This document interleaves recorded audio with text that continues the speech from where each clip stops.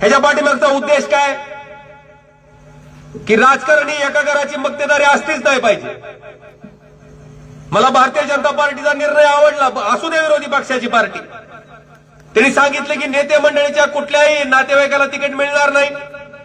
चला म्हणलं, आपण इतके दिवस घसा फाडल्याचा काहीतरी परिणाम झाला। बसवराज पाटलांनी त्यांच्या मुलाला उमेदवारी घेतली नाही तिथं, तिकडे बी सांगण्यात आलं।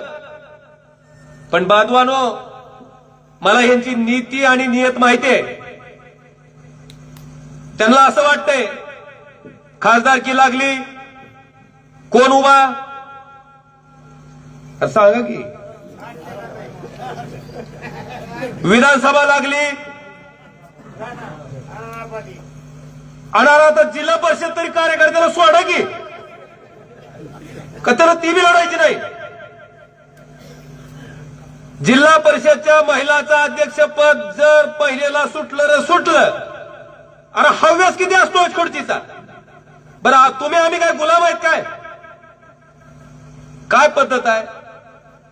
एवढं सगळं नाटक केलं पुन्हा माऊली आल्याच।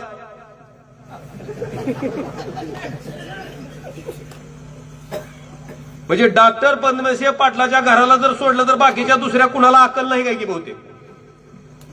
बाकी सगळे बी नाकले आहेत, काही बाकीच्याला कळत नाही।